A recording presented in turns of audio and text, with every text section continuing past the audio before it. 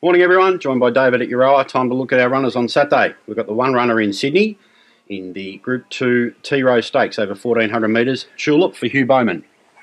Yeah, she's got the good barrier and the gun jockey. Her first up run was excellent. She beat herself a little bit by trucking from the wide gate early. I think stepping up to 1400, she'll be able to dictate, sit on the pace, give a good kick against the best fillies in Sydney. Back to headquarters at Flemington. The opening race is the listed Captain Teeb Stakes over 1100 metres. We've accepted with two runners. Plover set for Regan Bayliss. Yes, this filly got a tongue over the bit last start and choked down, so we've got the tongue tie on. I expect her to improve on her track and distance where she ran so well. I'd forget her last run. And we also accepted with Laquia. Yes, we're not going to run her. We found a more suitable race at Mornington Metro in 10 days. On to race 2, over the 1400 metres, we have Murahib for Craig Williams. Look, this horse was quite unlucky at first up in a good race. Has the Guineas favourite to beat, but he's well drawn and he's trained on. Race 3, over the 1400 metres, 4-year-old and upwards. We've got a couple of runners. The first up from a spell, Dibiani, Corey Parish, Gate 1. Yeah, he dropped off his form last prep, and it'll be interesting to see him back racing in Melbourne.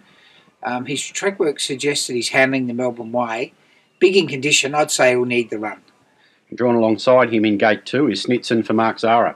Very encouraging run with the informed Zara on from a good gate. I think a great chance. Race 4 is the Group 2 Bobby Lewis down the straight over the 1200. First up from a break, the Newmarket winner, Redkirk Warrior.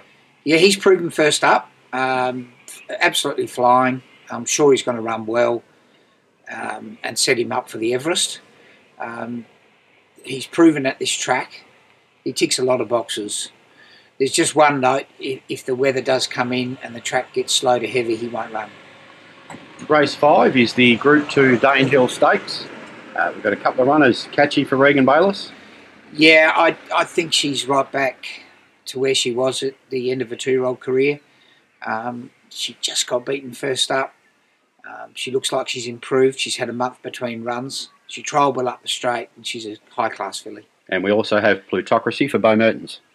Yeah, I thought his first up run was great. It was a month ago, like Catchy, and I'm expecting a good run. Race 6, the Group 2 Let's Elope Stakes. We've got a couple of runners again. The first is Risque, Regan Bayliss. Yeah, she's run poorly her first couple of runs back, but there's a few things I've seen in track work that suggest she'll improve. Back to Flemington, where she ran third in the Guineas. We're hoping she'll race into form.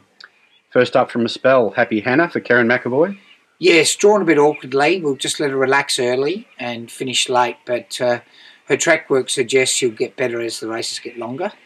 Race 7 is the Group 1 Mackay Diva Stakes over the mile. A couple of runners again. The first is Ventura Storm for Regan Bayliss. Yeah, he's the stable's leading Melbourne Cup horse.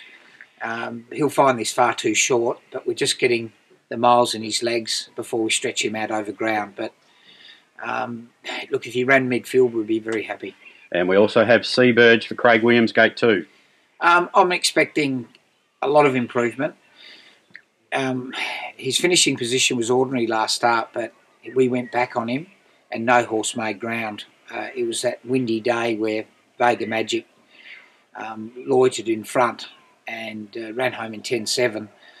Through the line, this horse was very good the other day, and I think you'll see big improvement. Hard to see him beating Blackheart Bart and the favourite, Hartnell, but he could easily run into a place.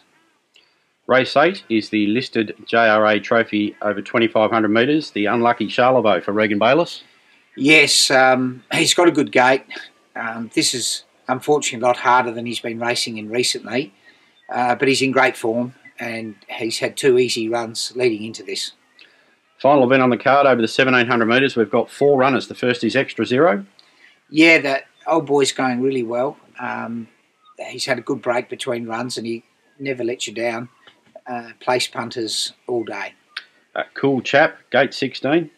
will be ridden quietly from the awkward gate. Got Craig Williams on. I thought his first run was excellent. Got exposed a little bit early, and I think he's a horse that needs to be exposed late. After a good run last week, Jack and Obey backing up. And back in class. We hope the rain comes. This boy had no favours last week from the wide gate. He'll roll forward, make his own luck, and if it rains, a better chance than if it's dry. And rounding out the quartet is Mahoney for Regan Bayliss. Yeah, we're hoping he can get an uncontested here. He'll roll forward from the wide gate, and he's always hard to catch. He looked like he was racing into a bit of form the other day. And what's our best bet for the day? I like Redkirk Warrior, first up. I think he's going brilliantly, and I'm very keen on Murahib each way. Thanks, David.